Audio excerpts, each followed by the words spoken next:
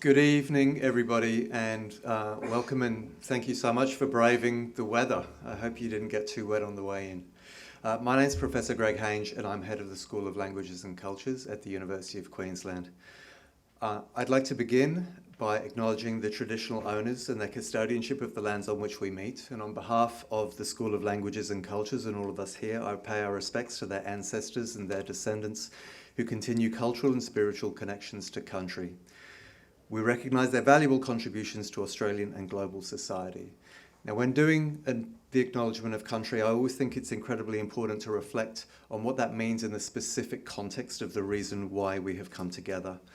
So let's recognise that for tens of thousands of years, this has been a place where people have understood how to welcome others and to acknowledge custodianship when they find themselves on country that is not their own, where people have established protocols for how to ensure that when different communities come together, they do so with respect and a shared understanding of how to negotiate cross-cultural encounters. This, unfortunately, is something that we seem to be less skilled at doing in contemporary Australia. But it is something we will need to get much better at if, as we will hear tonight, we are to thrive as a nation within and beyond our borders.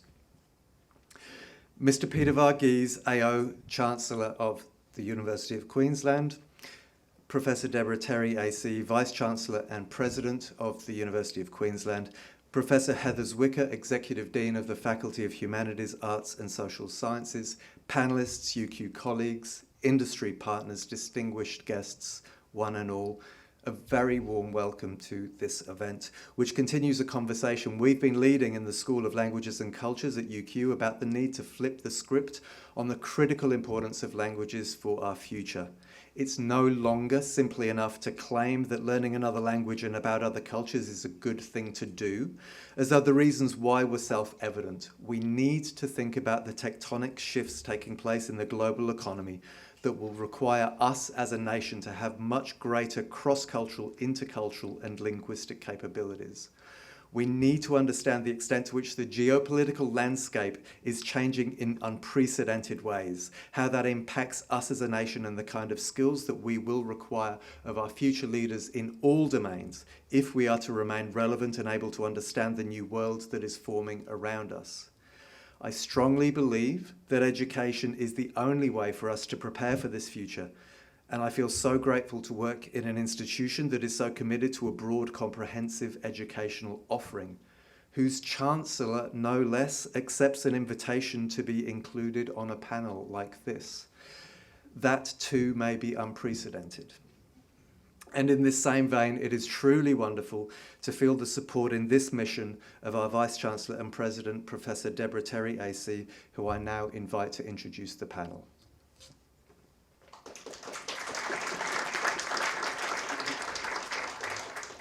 Thank you very much, Greg, and good evening, everyone. Can I too acknowledge the traditional owners of the lands on which we are meeting here this evening and pay my respects and our respects to elders past, present and emerging. I'd also like to acknowledge our panellists, Mr. Peter Varghese, AO and Chancellor of the University of Queensland, Mr. Peter Tesch, Adjunct Professor in the School of Languages and Cultures, Associate Professor Matthew Sussex from Australian National University, good to have you back up here, Matthew, Isabella Curry, Associate Lecturer and Research Assistant from La Trobe University, other distinguished guests, my UQ colleagues, friends of the university, and I think we've got some students with us as well. A very, very warm welcome to you all, and I'm delighted that we've assembled this very experienced panel for what I'm sure will be an important and thought-provoking discussion on Australia's place in a changing global environment. The great Russian author Leo Tolstoy once wrote, and I quote, "Free thinkers are those who are willing to use their minds without prejudice and without fearing to understand things that clash with their own customs, privileges or beliefs." This state of mind is not common, but it is essential for right thinking.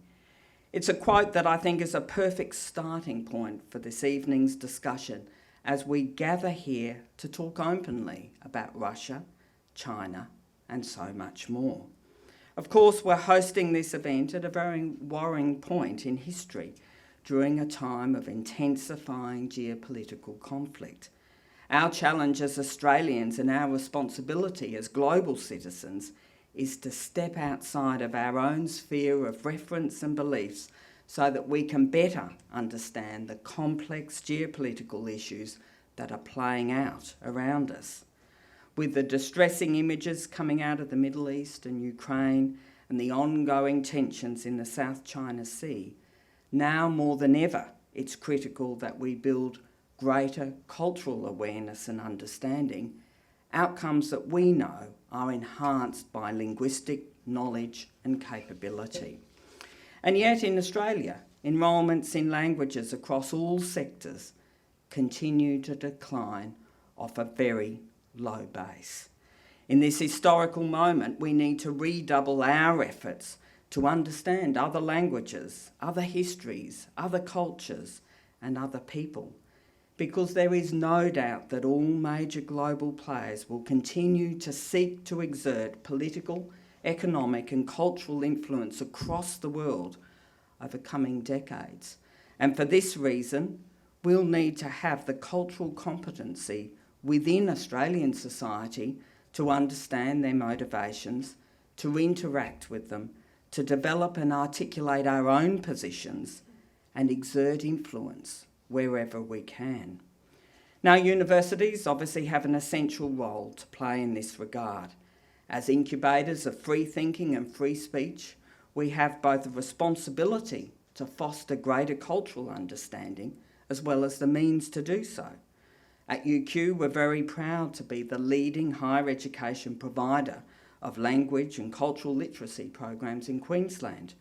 And at the same time, we prepare our students for their professional futures by offering programs across one of the widest range of disciplines in Australia, including business economics, law, science, health medicine, behavioural sciences, engineering, architecture, IT, and of course humanities, arts and social sciences. But one of our true advantages as a comprehensive university is that we can mount programs that combine different fields, offering a broad range of dual degree programs, as well as the possibility of adding the study of a second language and culture alongside any one of our degree programs. And this is just one of the ways that we seek to support our students and our alumni to develop those broader transferable skills that are so vital to succeeding in the modern world. We want our students to be open, engaged, balanced, sensitive to history, and knowledgeable about current events. And this is the mindset that is so critical to our future, and it's the kind of open-minded thinking that we at UQ aim to embed across all of our teaching, research, and broader community engagement. So the great Chinese philosopher Confucius said, "Study the past if you would define the future." That was 2,500 years ago, but it remains a universal truism that having a knowledge of history, a knowledge of language, a knowledge of culture is our best guide to an unknowable future. It's also the best way not only to understand our world today, but to play a role in helping to shape Australia's future in it as we look forward. So I do thank Peter Tesch, Australia's former ambassador to Russia, who conceived the idea for this discussion, as well as Greg Hange for working to bring the event to fruition with Peter and with our Chancellor, Peter Varghese, a highly experienced diplomat and former Secretary of DFAT. So I thank our panel of experts for their enthusiastic participation, their professional insights drawn from academic research and personal experience within diplomatic circles are of tremendous value at this time. And I commend everyone here this evening for your interest in this really important topic and your willingness to be with us here tonight to help to understand and engage, obviously, in these discussions and in our future. And I'm now going to hand over to our moderator, Associate Professor Percy, and from UQ's School of Political Science and International Studies to get the discussion underway. Thank you very much.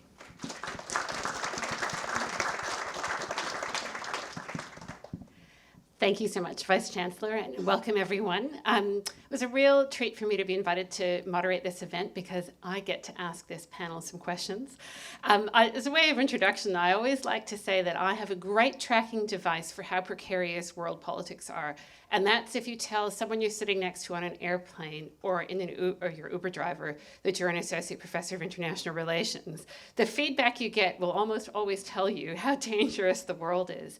And I have to say, in the last couple of years, we've had a really sharp uptick in questions of, are you scared? Is the world really as precarious and insecure? But tonight, I don't have to answer that question because these four people get to provide you with their views on the question. And the brief for this tonight's event is large and wide-ranging. And there are certainly lots of signs in the world, from the conflicts that Debbie mentioned to just a general sense that the international order is changing and we might be moving into a less safe world than we once occupied.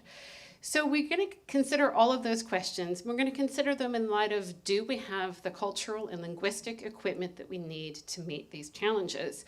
So to kick us off, without much further ado, I'd like to get us to think about why in this event we chose to focus on China and Russia when we consider this precarious new world order. And Peter Tesh, I wonder if you might kick us off to answer that question. Right, the easy one to start with.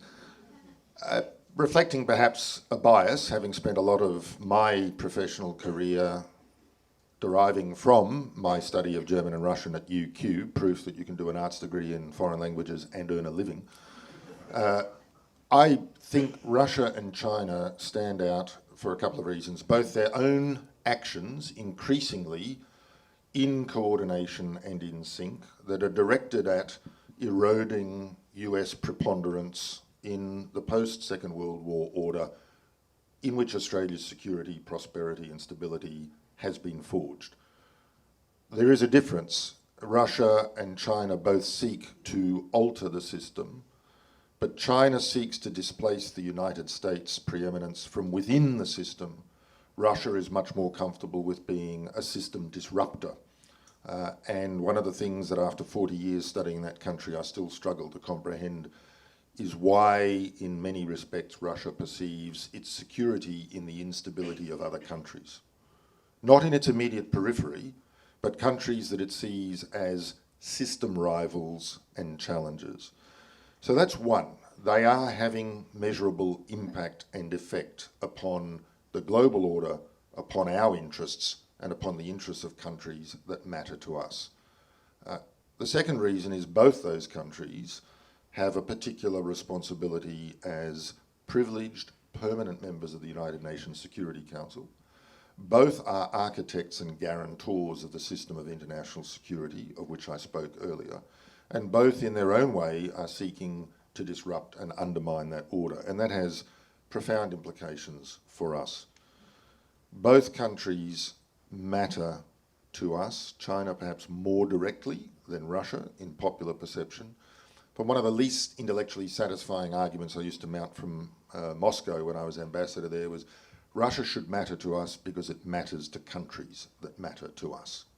It matters deeply to China, to Japan, to Korea, to Indonesia, to India, to Vietnam, to the United States. And as we've seen, its capacity to disrupt, and this is my last point, is increasingly directed at fertilising doubt and mistrust in the intent and integrity of our own governments and our system of governance.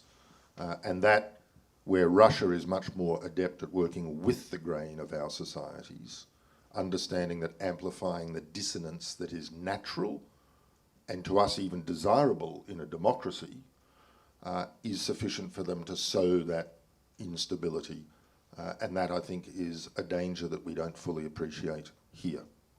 And that image of Russia working with the grain, I think, is a really important one because it sort of leads me to the next natural question, which is, do you think that ability to work with the grain means that perhaps from the Australian perspective we can forget about and ignore Russia? And I suppose specifically, do you think that we failed to acknowledge the severity of the Russian threat over the last 10 years? And Peter Varghese, I wonder if you could answer that one for us. Well, I don't think we can ignore Russia. I mean, you can have quite an interesting discussion as to whether the weight of our interests vis-à-vis Russia is much less than the weight of our interests vis-à-vis China, and I'd probably be on the latter side of that debate. But you know, Russia matters for a number of reasons, and Peter has outlined many of them. You see, the reason why this is a precarious time and why both Russia and China matter is that our international system is losing its moorings. And a time of transition, historically, can often be a time fraught with danger. Now, you know, Australia is instinctively a strategically anxious country. Whether we ought to be strategically anxious is another question, but we are. But notwithstanding that strategic anxiety, we have been the beneficiaries of a remarkably beneficial status quo. And what we're seeing with China and Russia is that they are both in the process of challenging that status quo, and in particular, the US leadership of the global order, which has been a feature one way or the other of the international environment since the Second World War, if not earlier. And a curious feature of both of them is that much of their narrative is built on a combination of historical nostalgia and selective historical amnesia, and it's actually quite a powerful combination. And we're seeing more and more this recourse to an imagined past and a promise to recreate it. So whether that is Putin's predilection towards Peter the Great's view of Russian interests, or whether it's the Chinese narrative of a century of humiliation. Now, you could unkindly say that the Make America Great Again movement has itself some elements of historical nostalgia and selective amnesia.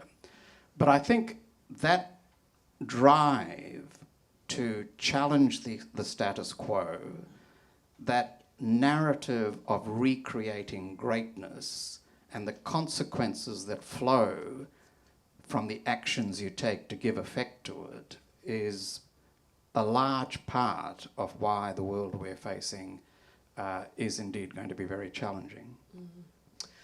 Matthew Sussex, do you think that we've paid enough attention to Russia to really have a handle on this security situation over, say, the last 10 to 15 years?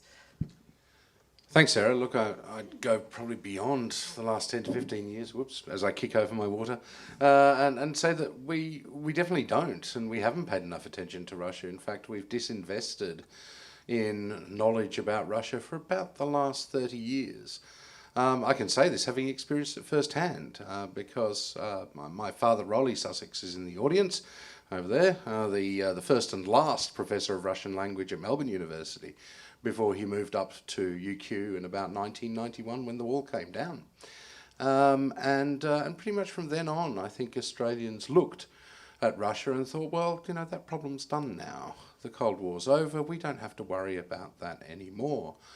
It's something that affected me too as an undergraduate student here at UQ and an honours student. And then when I went and did a PhD on Russian foreign and security policy and had designs on being an academic. Unfortunately, it's a family business, unemployable anywhere else, and only marginally within academia. But I was told in no uncertain terms that you cannot be a specialist in Russian foreign and security policy in Australia. There's no jobs in it. You'd better become a sort of general international relations, international security specialist, and that's what I did. Until, you know, kind of the events of MH17, I think, put it back on the agenda a little bit. And then certainly since 2022. But we find ourselves in a position now when we have an absolute dearth of Russia expertise. Where we have, look, I'm putting together a conference on Russia, a one-day conference at ANU next year, and to get actual specialists in Russian and foreign and security policy in a room, Australian specialists, academics currently in jobs, not retired. I would struggle to fill a panel, to be honest. So it's largely internationals that I'm using. So it's this sort of abdication of knowledge that we've been participating in that I find so puzzling. And ultimately, at a time of such significant flux, really something that we need to be extremely concerned about, and that we need to have a much broader national conversation about how dangerous countries like Putin's Russia are. It's often said that you may not be interested in Russia, but Russia is interested in you. It's certainly the case in terms of Australia, given that Russia is increasingly interested in us as a sort of exemplar liberal democracy ally of the United States, and particularly interested at trying out various things that it does to manipulate populations in other parts of the world. And it tries them out on us, not just in the cyber domain, but also in the human intelligence domain. Those who follow it will note that over recent years, ASIO has been very busy trying to wrap up recruitment drives coming from the Russian embassy. And most recently, of course, the arrest and accusation against a member of the Australian Defence Force of having passed information to Russia on a number of occasions, someone who had access to very sensitive places, who were doing things like testing drones. So there is a national security implication, but beyond that too, I think there is a political, societal and economic dimension to it too, where we absolutely need to upskill our knowledge and do so really rather quickly. And I suppose in thinking of this, if we zero in on the kinds of issues we might have been ignoring collectively when we shouldn't have about Russia, one of the questions is, do we see sort of consistency in Putin's policies domestically and internationally, or do we see shifts? And there's an argument that since the 2010s, maybe Putin is presenting himself in a very different way. And then there's an argument that says, no, he's been the same guy all along. And Isabella, I wondered if you could shed some light on that for us. It's a very interesting question, and thank you for asking it. I think that we can see similarities and differences in Putin's strategies. Things have become much more public over the last 14 years. The internet took us all into a whirlwind and by surprise, and so it's not as easy anymore to hide behind a veil of darkness and grey as it once was. I see a lot of recycled narratives in the Putin regime now that are native to the Cold War. So particularly in engagements in foreign policy in places across Africa, we see a lot of anti-colonial rhetoric. We see a lot of presenting Russia as the liberator of countries that are stuck under the thumb of their colonial powers. And that's really dangerous language for Russia to present itself as in these areas, creates a security vacuum, exploits various social movements. Thunder's happy. Controls the weather. Yeah, controls the weather. Putin's angry, generally, as a general sense. I think at the same time, to a degree, there is less hiding behind the cover of darkness and engaging in those activities and more taking ownership of them and almost being proud to be associated with that element of terror.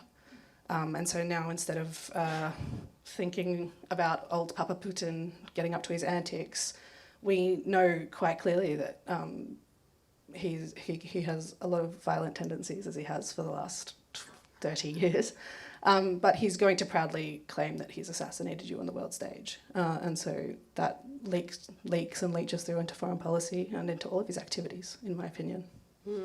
Peter Tesha, do you want to come in on that? Yes, I just wanted to say one of the things I think that we struggle to comprehend is that autocrats can sometimes be vastly more honest than our own elected politicians in setting out their worldview. And if you go back and look at the transcript of Putin's speech at the 2007 Munich Security Conference, it startled people at the time, but I think people didn't want to believe that this was an actual articulation by the president of one of the former two superpowers in the world that said enough with US dominance. And that was the speech in which he called out US application of hyper-influence and hyper-force and called for multipolarity. And that was the clearest indication of the start of a shift away from any lingering interest in trying to build a constructive relationship. And when the then Secretary General of NATO, George Robertson, visited Moscow in the mid-2000s and said he wanted to talk about how to improve relations between Russia and NATO. Putin reportedly said, "I'm not interested in improving relations with NATO, I want to see NATO abolished." And I commend to you as well his June 2021 essay, which is the Mein Kampf of our time, on the historical unity of Russians and Ukrainians. It could not be clearer than set out in that long document his agenda, which is what makes a complete mockery of those who say we need to find a negotiated ceasefire and peace in Ukraine. He's not interested in a negotiated outcome other than one that involves the preemptive capitulation of Ukraine and an effective Moscow veto over its foreign and defence policy future. So I think there is more consistency over the last decade plus than perhaps our system has comprehended, and it reflects the point that I think both Matt and Isabella have made, and particularly Matt, the disinvestment in Russia literacy. And language is an important part, but language literacy and facility is not just about conversation. It is, in my view, first and foremost about comprehension. And Vice-Chancellor Debbie Terry talked about this in her very, I think, focused and pointed and extremely pertinent opening remarks that are really go to the core of why we are here. And on that point of deep Russian literacy, I wonder, our two Peters are both people who have had extensive diplomatic experience dealing with Russia. Whether or not you're able to tell us of any scenarios where a lack of Russian literacy caused you to witness something that you really thought should have been different. Do you actually see this on the ground? Peter Verghese. Well, let me answer that a little bit more broadly, not just in relation to Russian literacy, because I think the point here is unless you have a comprehensive understanding of the countries with which you're dealing with, you are more likely to end up with wrong-headed policies badly implemented. And many military interventions in international relations, I think, are striking examples of this. You can look at the Vietnam War, for instance, and ask yourself the question, would someone who was looking at Vietnam from the point of view of Vietnamese nationalism as opposed to Ho Chi Minh's flirtation with communist ideology have reached the same conclusions as the Americans and the Australians did? And similarly, you can look at the intervention in Iraq and ask yourself the question, would a decent anthropological understanding of the nature of Iraq and the relationships among Sunnis and Shia and Kurds have led to the same outcome as we saw? So Peter's much better placed to apply that lesson to Russian policy in the sense that he's had much more first-hand knowledge of it. But I think that unpeeling the layers of complexity on any given issue is at the core of it. And language is one of a number of keys. It's by no means the only key, but it is one of a number of keys. And the great advantage of language is that it not only gives you an ability to communicate, but it gives you a sense of the texture of the culture in a way that just a straightforward study of history, say, or of economics, or of political economy doesn't give you. That's why I think language has a special place. But we shouldn't fall into the assumption that language is knowledge. Henry Kissinger, as far as I know, was not a Chinese speaker, but I think his strategic calculation of China was pretty impressive.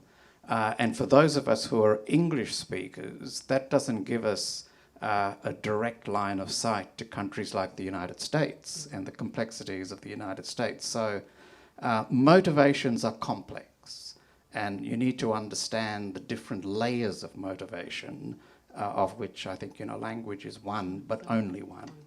So from that bird's eye view, Peter Tesh, can I put you on the spot and ask whether or not you've seen anything particular in the Russian context that's worth noting? Well, I think I alluded to that if we take the negative premise of the question, but I want to spin that and come to a couple of practical illustrations from my experience of the positive benefits of having that degree of cultural and linguistic facility. The negative I've alluded to is, unless we comprehend the starting point and the trajectory that Russia under Putin has been on, we are at risk of making some grievous political miscalculations in considering how does war in Ukraine end, and on what terms, and with what prospect of durability. Remembering that Russia has 3 times guaranteed Ukraine's territorial integrity, political sovereignty and independence, and 3 times has breached that.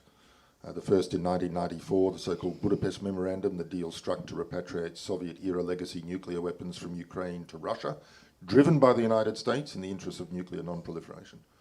The 1997 bilateral treaty of friendship and cooperation, and in 2003 when they formally demarcated, and this was already with Putin as president, the border between Ukraine and Russia, which included Crimea within Ukraine's sovereign territory.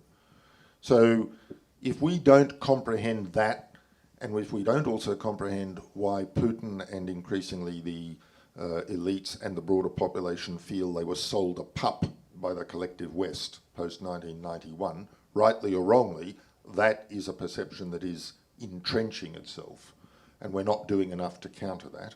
And it's not so much because the Russian audience is our target, but it's the biddable other countries in Africa, in Central America, who've got the votes in the General Assembly, who are vulnerable to that sort of line of argument.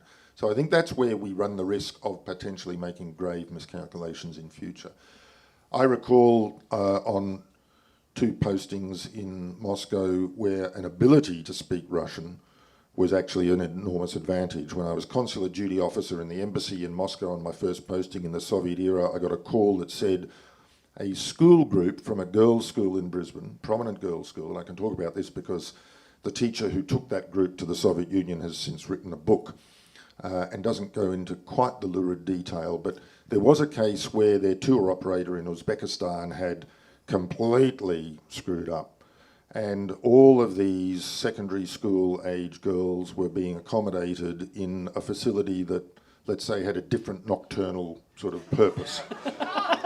And this only dawned upon the teacher when they had checked in and was wondering why there was this steady flow of people in and out of this building. And of course, alarms went up.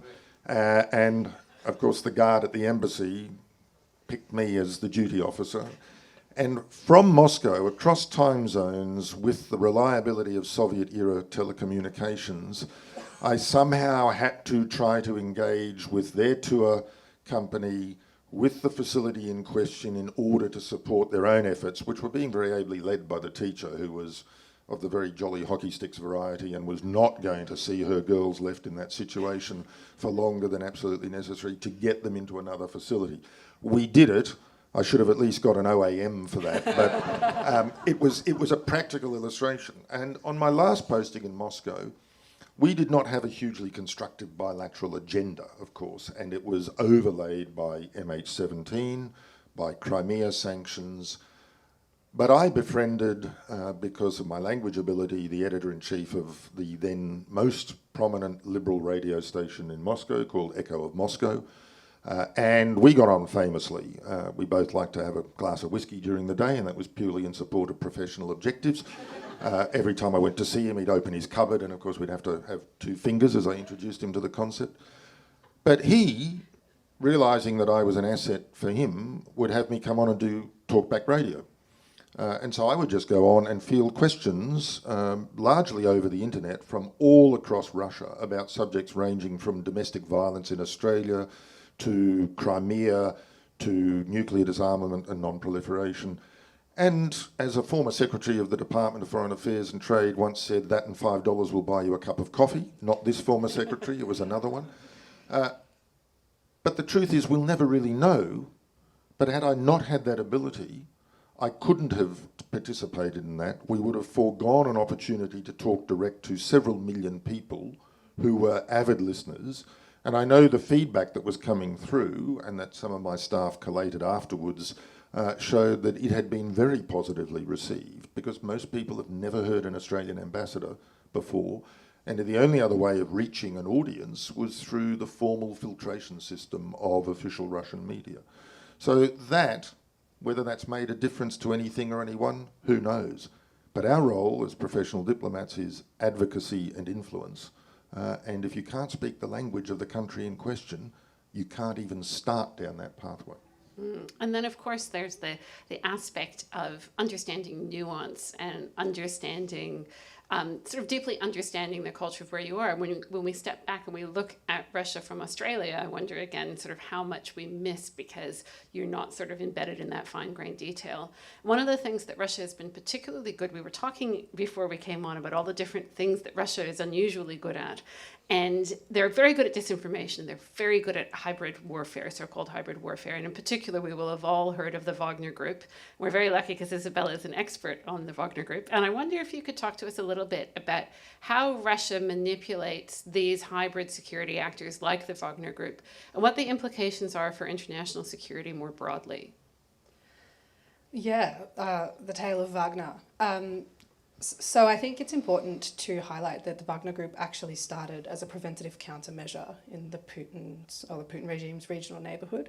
So it was first brought into action in Ukraine with the annexation of Crimea, and it worked to discipline separatists, which I'll leave hanging in the air as to what that may allude to. And over time, it's been developed into this sometimes effective, sometimes ineffective arm of the Putin regime's foreign policy. And of course, we then saw it shift into Syria, which isn't as much my area of expertise, before it appeared in Sudan. And in Sudan, it worked very hard to try and consolidate and support the regime before it was overthrown. And so there were documents that were leaked that were taken from old historic projects that had been developed to counteract any anti-government protests in Russia. And they discussed a series of strategies to counteract any anti-government protest in Sudan, including extreme violence as a display mechanism of terror. And over time, they have taken this pattern and this blueprint and applied it to many, many countries across Africa, particularly in the Sahel, and focused that towards former French colonies. And so now we are seeing instances like Mali, where this pattern starts with a heavy disinformation effort, where the Wagner Group apparatus, this umbrella of organisations, starts emerging with content online, particularly on Twitter and Facebook, that starts to suggest that Russia would be a very good alternative against the French forces, and maybe we should get rid of any French forces that remain in this country. And they've done nothing but reperpetrate this cycle of colonialism, which is the narrative that they choose to continue pursuing. And over time that escalates, and these actors infiltrate Pan-Africanist movements, so very nationalistic, very anti-colonial movements that have a very valid space in these countries and start to be exploited by this umbrella of organisations associated with the Wagner Group. And then with Mali, all of a sudden we see France is turfed. The Wagner Group comes in with a series of concessions and contracts that allow them access to natural resources like mines, timber, diamonds, and they feel this security vacuum. And the sale pitch there is, well, Wagner will help stabilise and secure this country. But it is to no advantage of this regime, particularly the Putin regime, to have stability in these countries, because this is a moneymaker. And there have been suggestions that these natural resources have helped fund elements of the war effort in Ukraine. There have been sidestepping sanctions, and this is an extremely effective method of conducting foreign policy and influencing countries. A lot of these countries in Africa that the Wagner Group has been involved with have abstained from votes in the UN when it came to condemning Russia's actions in Ukraine. And they continue to leak their way across the region, most recently in Burkina Faso, prospectively in Niger, and we just watch it happen. We don't have a countermeasure. France came to that point way too late. They started to try and counteract that disinformation, and they didn't do it in time, and they didn't do it near as effectively, because we sit in the West as upholders of democracy, and that's really important, and it is a grounding moral that we sit within. But it also means that we won't go as far. And so some of this disinformation is going to be horrific and grievous. We're talking the discovery of mass graves. But we, as these countries, aren't going to counteract that to the same degree. And Russia knows that, and it sees that, and it will keep shifting. And so the Wagner Group and the plethora of side hustles, I've tended to call them, that come alongside this group is an extremely effective blueprint for foreign policy for an autocratic country. And it will continue to be until we have better mechanisms of accountability to hold them to be at justice or to account for what they're doing. And at this point, we do not have those. And I don't see us having those. I think that leads us really nicely into all the ways in which a country like Russia and also a country like China sort of are challenging what the West has seen as the expected way of doing business in the international order. So we expect it to be rules-based. We were debating whether or not we can call it a liberal international order, or whether or not that's playing into what Putin wants us to call it. But nonetheless, there is this expectation that international relations is conducted according to these certain basic principles. And in fact, I think if you look at the number of challenges and the number of described challenges to international order, certainly in the media, it's absolutely everywhere. But I wonder if we could reflect a little bit on, we know that Russia's trying to disrupt the international order, and I think, Peter, you gave us a very good illustration of maybe China trying to take it over. But are they presenting any kind of active worldview of what the alternative would look like? And what does that sort of make us think about in terms of our policy choices? And Matt, I wonder if you could tell us a little bit about that. Yeah, thanks, Sarah. It's a really interesting question because we often don't think very much about what an alternative order from a Chinese perspective or from a Russian perspective might look like, particularly the Russian perspective. I think it's been very nicely organic in this session so far that we've kind of framed China as, you know, the great pretender and Russia as the great disruptor in terms of what the future might look like from their own perspectives. It's certainly the case, I think, that, as Peter said, China would like to remain in the existing structure, but to reshape the rules in terms that it best suits, that frankly best suit its interests. And the way it's gone about it, I think, has been quite classic, because if you want to fragment a multilateral trading order and a multilateral rules-based order, then the way you do it is by offering bilateral deals to countries for investment. And Belt and Road Initiative is the classic way, I think, to try and challenge that type of broader-based, robust, open liberalist, open regionalist type of order that certainly the United States has championed for a very long time, until relatively recently, of course.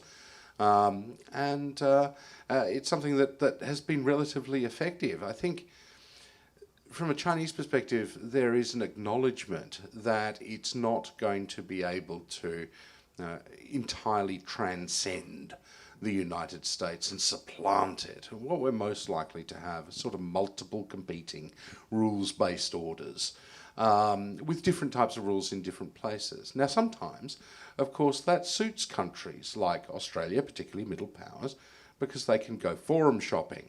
It's excellent. You can select the venue in which you choose to uphold the rules and the particular rules that you choose to abide by. But that's also a slippery slope. It's really quite dangerous, in my opinion, because if you are a country like Australia, one of the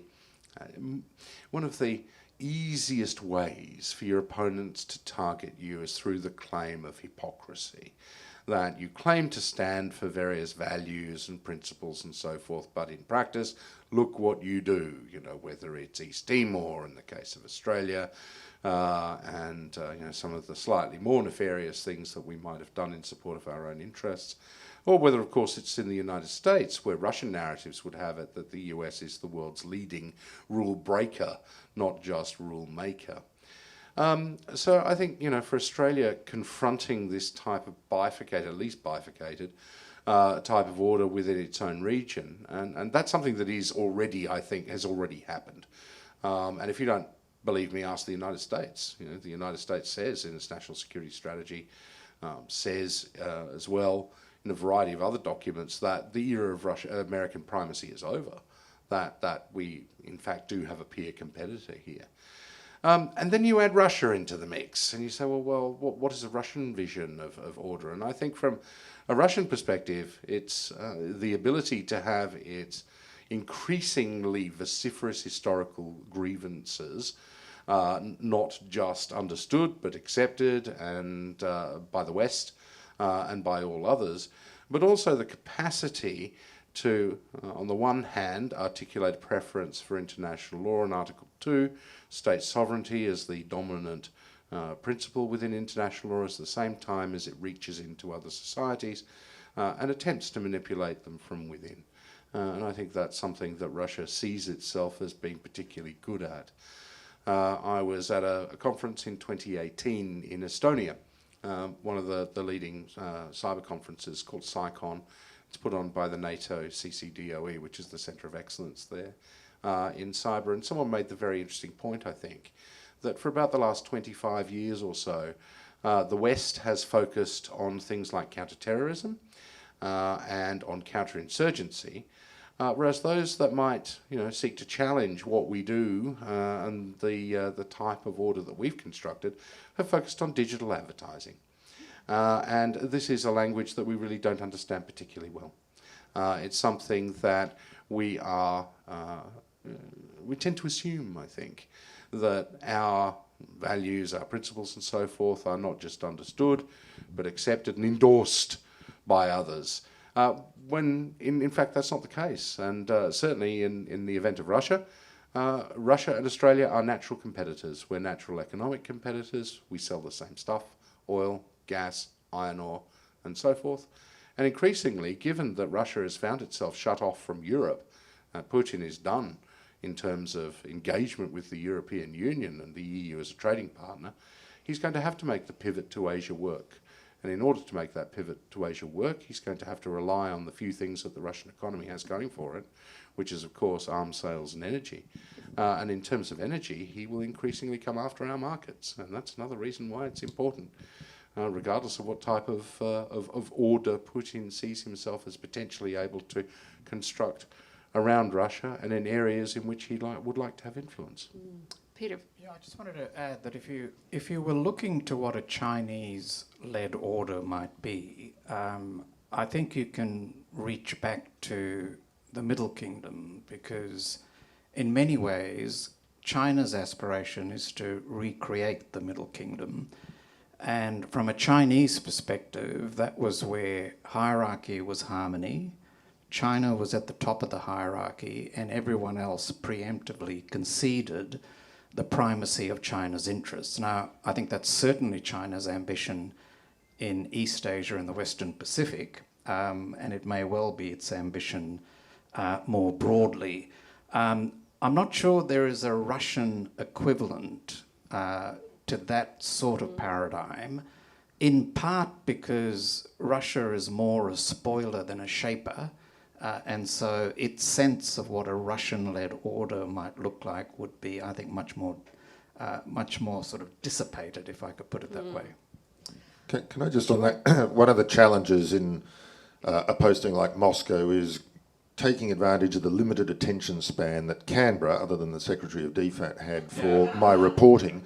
And I always had to kind of think of what's those little bite-sized ways of trying to land a point. And I remember a minister of the government of the day said to me, in effect, what's the essence of the Russian worldview? And you've got the equivalent of about 2 floors in an elevator to sort of land that. And I just said, against us you cannot prevail. Without us you cannot succeed. Russia is an essential and an indispensable player whose interests must always be taken into account. And we've seen that in its willingness to spoil, to disrupt, to impede, until it's confident that its interests are weighed and found to be at least as important and vital and valid as those of the United States. So I think that's an abiding characteristic. And again, because of the disinvestment, I think we've lost the ability to comprehend that logic and rational arguments reach a point of brutal confrontation with Russia. And the joke in Russia was always, in a hopeless situation, the country's back's up against a wall, what are we going to do? And the Russians would say, we're going to bomb Voronezh. which is like saying we're going to bomb Newcastle. And the response is, why would we bomb Voronezh? They'll never expect us to bomb Voronezh. Well, just to finish us off, and just to prepare me for next time the taxi driver asks me what I should do to solve Australia's position in the international world order, I'd like each of the panelists to quickly reflect on saying, either with Russia or China, what's the one policy thing that Australia should be doing? And how should we be really prioritizing these issues? If you just had to pick one important policy thing to pay attention to, and we'll start with Matthew and we'll work our way down this way. Thanks, Sarah. I was in Poland a few months ago talking to their experts about Russian disinformation and how they'd been relatively successful in dealing with it. And Russia's campaign against Poland has gone from, well, simultaneously the ugly, Poles are throwing babies out of incubators to make room for Ukrainians, and Polish women will never find attractive husbands in Poland because Ukrainian women are better looking.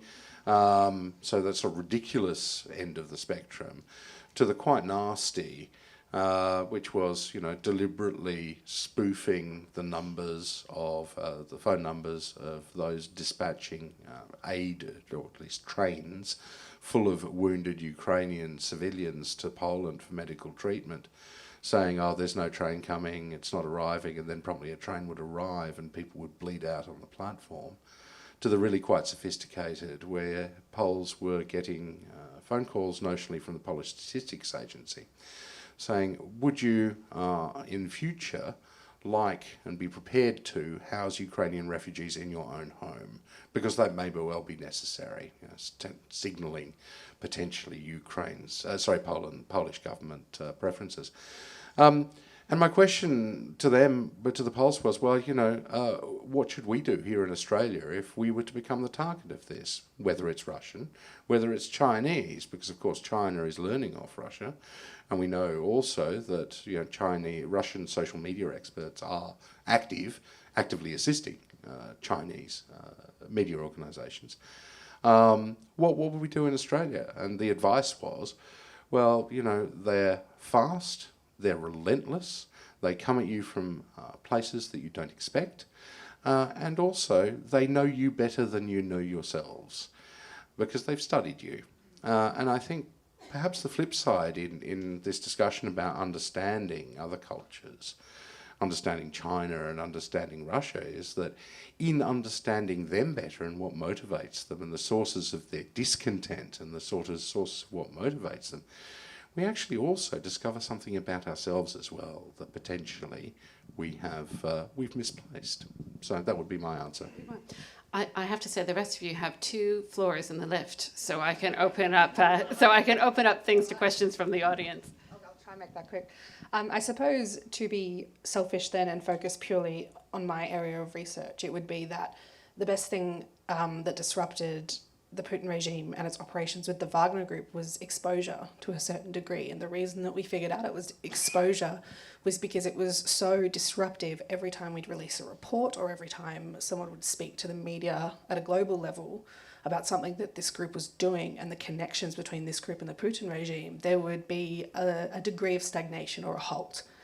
And it took us a long time to figure that out. It took us from the operations in 2017 almost all the way through to 2019. And then Putin decided that he was happy to be associated with the Wagner group. So now we're trying to figure that out again. How can we disrupt this? What can we do? And what we need is more understanding of culture, more understanding of literacy in that space. And we don't have it. And every time something happens pertaining to the Wagner group, I'll get a phone call from a journalist and I'll say, oh, I can't talk to you right now. Have you tried Matt Sussex? Yeah. And they'll say, Matt Sussex told us to call you. And I say, okay, well, have you tried this person? They'll say, this person told us to call you. And I think that we need more eyes on these elements that are integral to these regimes, because if we are trying to pick apart all of the things they do nefariously and behind the curtain, all of a sudden they're going to have all of their cards on the table flipped upwards. And that's the best thing we can do in these spaces. Well, I'd pick a Chinese example. I mean, I think the single biggest challenge Australia faces is how do you constrain China from asserting primacy while not handcuffing Australia to US primacy?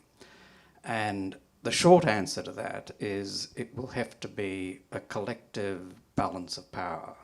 So this is going back in history, and it's something Australia has very little experience of, because we've had the tremendous good fortune since our federation that we have always been a close ally of the global hegemon.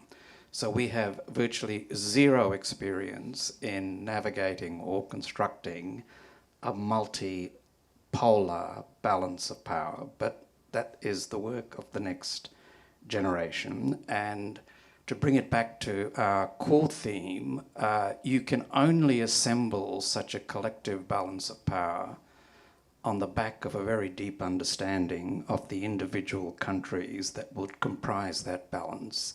And if you don't have that deep understanding, especially of China, but also of the other side of the balance, it will be much more difficult to do. We don't realise, I think, sufficiently that in the Kremlin's eyes, we have been at war for more than a decade. And that means we have failed to comprehend and adjust our policy settings and recognise the implications of that, not just for resourcing foreign language studies, for building the comprehension, for ensuring that there's more than 3 people the media can turn to. The other side of that is if you reflect upon the fact that whatever it said on his business card, Putin has been running Russia for the equivalent of 8 Australian parliamentary terms already, and has just been re-enthroned for 2 more, and as long as he keeps up the judo and the Botox, will probably be there until 2036. So we need to understand that this is a long game, and it is about managing a Russia problem, which is not to be Russophobic. I'm a great Russophile, but we don't really understand the systemic and enduring nature of the challenges because we're busily working out how to get re-elected or how do we make sure that there's a black number at the bottom of the ledger every time we get to the end of the financial year. And that, I would think, is in the broad one of those shifts in policy thinking, whether it's at universities or in government departments. As somebody said, you may not be interested in Russia, but Russia is interested in you. They will continue to shape our strategic environment regardless of who sits in the Kremlin, because it is the nature of that system. And we've got to understand it because there are also many positives in being able to work constructively with whatever Russia emerges into.